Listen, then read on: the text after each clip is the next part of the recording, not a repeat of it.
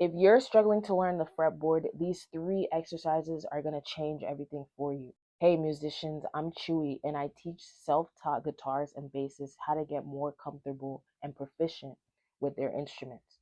I just did a free live training for self-taught guitars and basses on how you can make your practice time more effective and efficient, as well as how to make learning music theory very easy so that you can play any song with whoever you want. So make sure to check that out.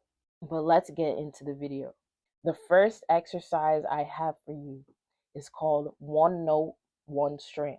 And it's exactly how it sounds. You take one note, like for example, I'll take G, and you basically find it on each of the 6 strings. So on the E string, it's going to be the 3rd fret.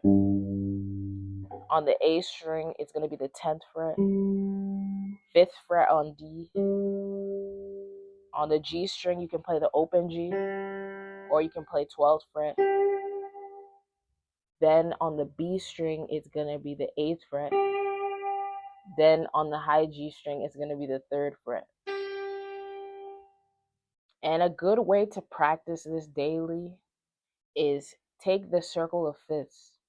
So I took G, then I found it on each of the 6 strings. Then I'll take D and learn it on each of the 6 strings. So let's just do D. So D would be 10 on the E string.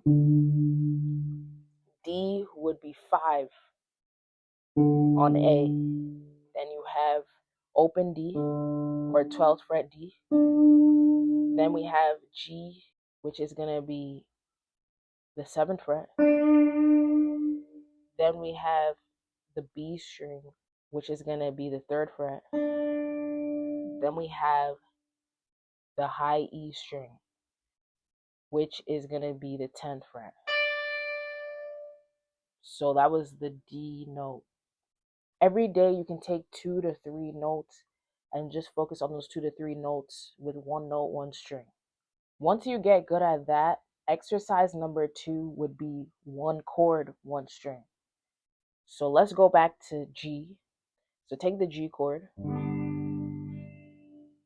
So this would be like the E shape with the bass on the E. Then the next would be right here, 10th fret on A.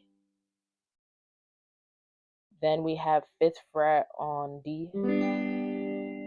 Then we have the G string,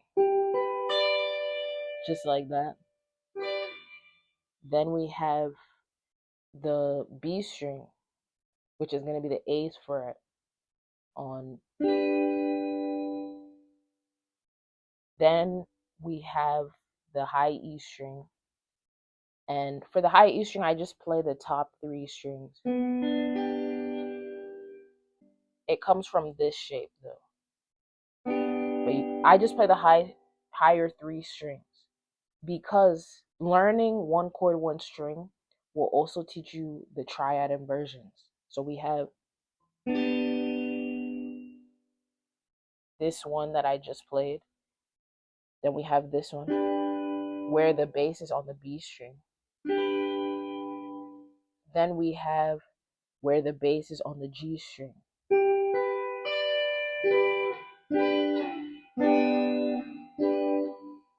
So now you know all the G triads on the highest 3 strings just from that exercise. Now, you can do the same on the D, G, and B string. So if we find where the root is on D, this triad right here, then we have another triad right here.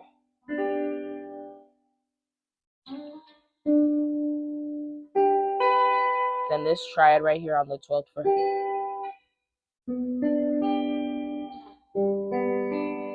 Just like that.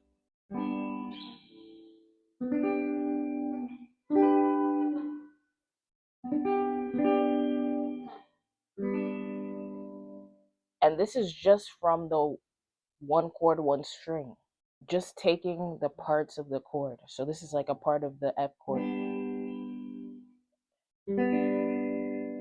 which is just the triad. The triad is just 1, 3, 5. If you want to learn more about triads, I just did a triad video that really breaks it down to the elementary level. So make sure to check that out. Once you get a good grasp of that, you want to try 2-octave major scales. So a way you can break this down is by looking at the G's in one region. So I know I'm going to be hitting all those G's. I made sure that I start on the note of the string that I wanted to start on. And that really helps you with the 2-octave scales. So instead of just playing it through like how I've just played it, you can break it down for yourself by looking at the G's in the one region. So this low G,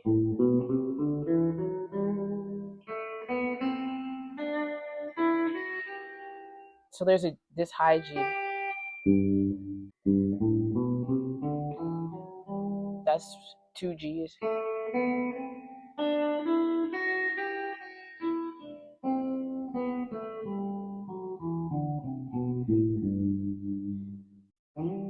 Then we have the G up here. Then this G on the 15th. So